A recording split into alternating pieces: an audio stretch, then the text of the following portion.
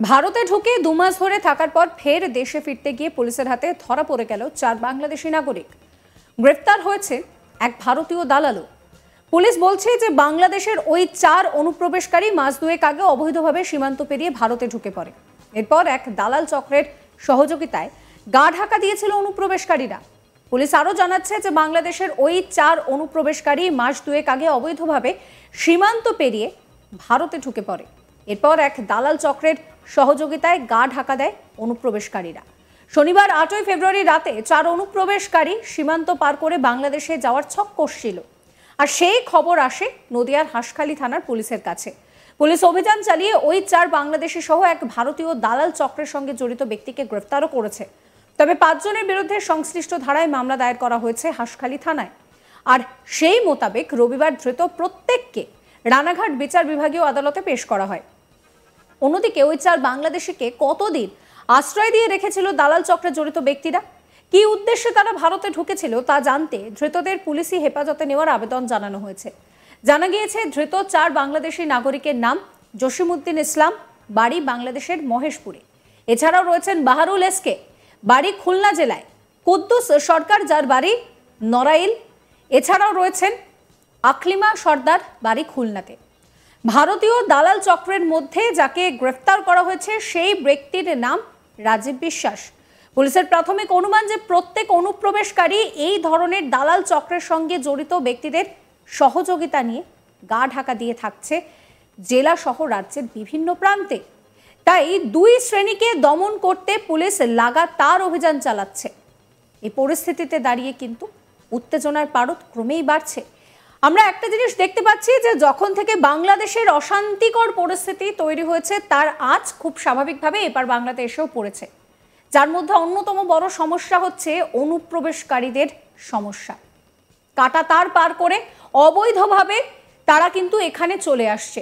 শুধুমাত্র যে পশ্চিমবঙ্গের ক্ষেত্রে এই বিষয়টা একটা বড় সমস্যা হয়ে দাঁড়াচ্ছে তা নয়, দিল্লির ক্ষেত্রেও কিন্তু এই একই সমস্যা হচ্ছে। সেখানে এই অনুপ্রবেশকারীদের চিহ্নিত করার জন্য আলাদা একটা স্কোয়াড তৈরি করা হয়েছে।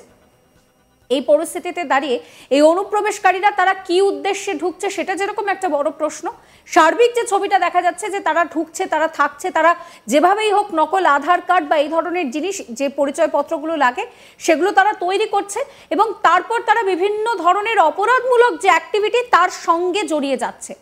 খুব স্বাভাবিকভাবেই নিরাপত্তা নিয়ে প্রশ্ন উঠছে। আর এই পরিস্থিতিতে দাঁড়িয়ে এই অনুপ্রবেশ, বিশেষত পশ্চিমবঙ্গের অনুপ্রবেশ নিয়ে রাজ্যের শাসক দল তৃণমূল কংগ্রেসকে বারবার কটাক্ষ করছে বিজেপির তরফ থেকে অভিযোগ করা হচ্ছে যে রাজ্য সরকার এতদিন বিএসএফকে জমি দিতে চায়নি, আর সেই জমি দিতে না চাওয়ার জন্যই কিন্তু এই ধরনের অনুপ্রবেশের ঘটনা ঘটছে। যদিও সম্প্রতি নবান্ন থেকে বিএসএফকে জমি দেওয়ার বিষয়টাও জানিয়ে দেন মুখ্যমন্ত্রী মমতা বন্দ্যোপাধ্যায়।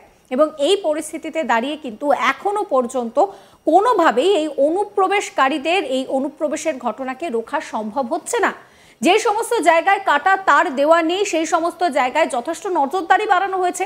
বিএসএফ এর তরফ থেকে সাংবাদিক সম্মেলন করে সেই বিষয়টা জানানো হয়েছে যে যেখানে যেখানে এখনো পর্যন্ত ফেন্সিং করা যায়নি বা কাটা তার দেওয়া যায়নি সেখানে সার্চ অপারেশন বাড়ানো হয়েছে, সেখানে বেশি করে বিএসএফ জওয়ানদেরকে মোতায়েন করা হচ্ছে যাতে এই ধরনের ঘটনা না ঘটে।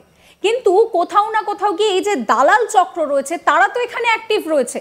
সেই দালাল চক্র কিন্তু বারবার এই ধরনের অনুপ্রবেশকারীদেরকে এখানে আসতে সাহায্য করছে। এখানে তাদেরকে ভুয়ো যে আই কার্ড, যে আইডেন্টিটি কার্ড অর্থাৎ আধার কার্ড, ভোটার কার্ড, এগুলো তারা পাইয়ে দিচ্ছে এবং তারপরেই বারবার এই ধরনের ঘটনা ঘটছে। এই নিয়ে আমার কলিগ বিশ্বজিৎ ব্যানার্জি ঠিক কি রিপোর্ট দিচ্ছেন দেখুন।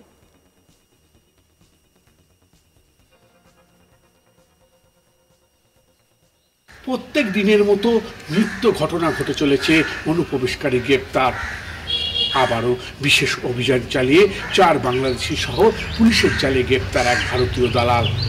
পুলিশের সূত্রে জানা গেছে 4 অনুপ্রবেশকারী মাস দুয়েক আগে অবৈধভাবে সীমান্ত পেরিয়ে ভারতে ঢুকে পড়ে। এরপর এক দালালের সহযোগিতায় গা ঢাকা দিয়েছিল সে। ওই অনুপ্রবেশকারীরা শনিবার রাতে এপার থেকে ওপারে সীমান্ত পেরিয়ে বাংলাদেশে যাওয়ার ছক করছিল।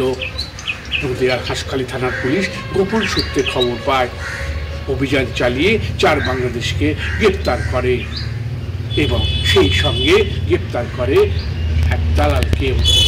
আজ রবিবার তাদেরকে তোলা হলো। রাজীব বিশ্বাস, তার হাত ধরেই বাংলাদেশে যাওয়ার সময় ধরা পড়ে তারা।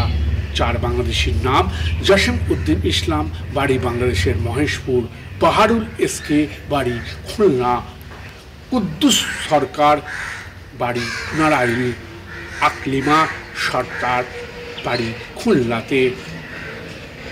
সূত্রে জানা গেছে তাদেরকে জেল হেফাজতে নেওয়ার নির্দেশ দেওয়া হচ্ছে এবং দালালকে পুলিশ কাস্টডিতে যাওয়ার নির্দেশ দেওয়া হচ্ছে।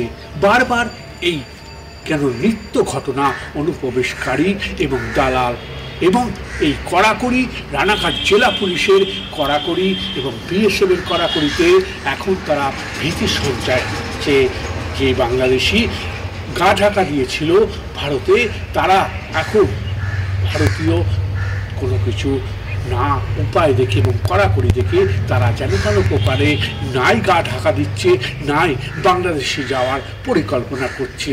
আর এই পরিকল্পনাতেই ধরা পড়ছে তারা তাদের অবৈধ কাগজপত্র নিয়েই, এবং এছাড়া এখানে বৈধ কাগজপত্র তারা জোগাড় করতে পারছে না।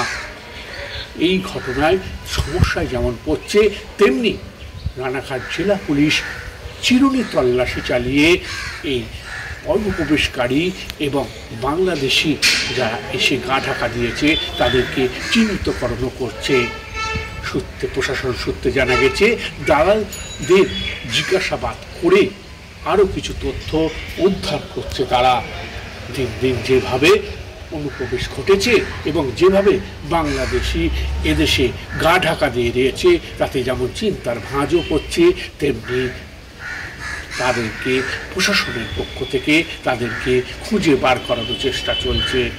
তবে যে সীমান্ত ফাঁকা ছিল সেগুলি এখন বেড়া দেওয়ার কাজও চলার মতো রাজ্য সরকার জমি অনুমতি দিয়েছে এবং এর ফলেই আরও সজাগ হয়েছে যেমন বিএসএফ, তেমনি পুলিশ প্রশাসনের কড়াকড়িতে অনুপ্রবেশকারীরা গ্রেপ্তার হচ্ছে।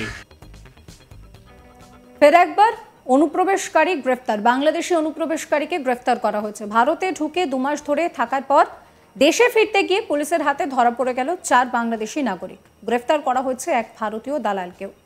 জানা যাচ্ছে যে মাস 2 ধরে তারা এখানে অবৈধভাবে প্রবেশ করে তারা এখানেই থাকছিল। এরপর দালাল চক্রের সহযোগিতায় তারা গা ঢাকা পর্যন্ত দিয়েছিল।